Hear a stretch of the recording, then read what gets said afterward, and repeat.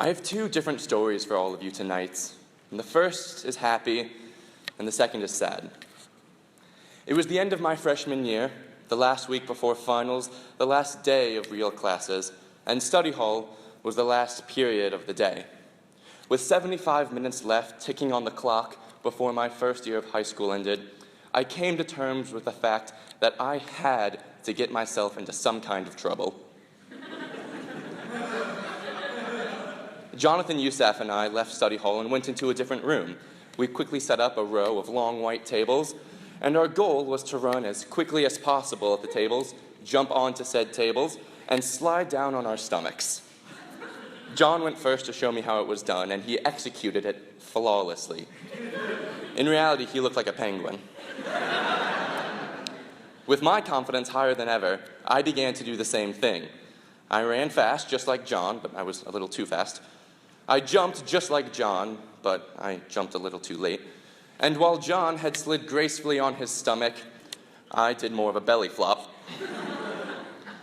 The descending force of a chubby freshman caused the table to collapse beneath me, and I slammed into the floor with a loud bang.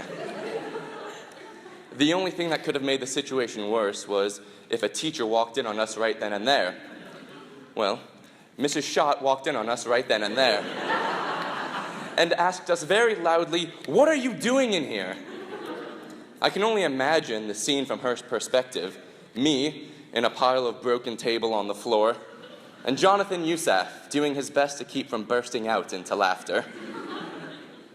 I did my best to cover up the incident and explain to Mrs. Schott that Jonathan and I were merely moving the table, and as he accidentally dropped it, I fell on the ground in an effort to keep the table up. I still don't know if she believed me or if she was just too tired to care. But she ordered us back into study hall, where we somehow managed to avoid punishment. I tell that story not because it has any philosophical significance, but because when I look back on my 4 years at Heritage, it is one of hundreds of stories I have collected. If I was given the time, I'd keep telling these silly, dumb stories, but I must continue.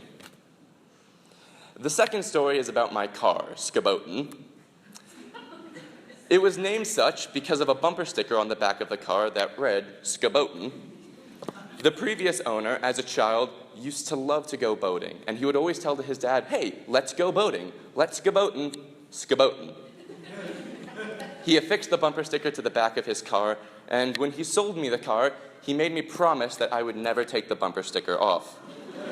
I didn't mind. It was a simple name for a simple car.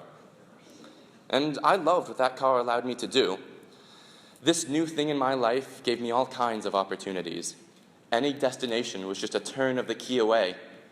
Wherever I wanted to go, I knew I could go as long as I had good old Skaboten. It caused me countless frustrations as I did my best to repair anything broken. It took me on countless journeys, often with best friends and loved ones in the passenger seat. Skaboten helped to make me into the man I am today. And the sad part of this story is that Skaboten died about 2.5 weeks ago. I'm not sure why, but I wasn't too upset over losing Skaboten. Perhaps it was because I never planned on taking a car to college, so I guess I viewed the end of Skaboten as the end of this small chapter of my life.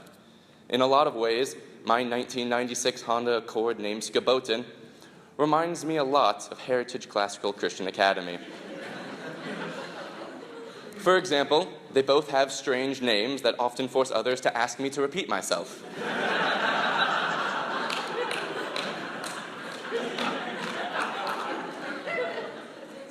When I came to Heritage, I realized that this new thing in my life was going to give me all kinds of opportunities.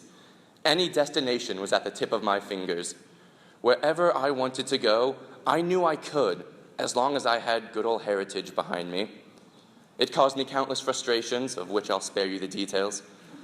It took me on countless journeys, often with best friends and loved ones right in the passenger seat.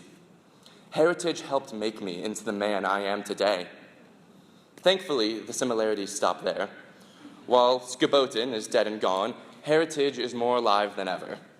I only got to spend 4 years here before I had to leave, and I envy those who get to spend 5, 6, or even 7 years at this establishment.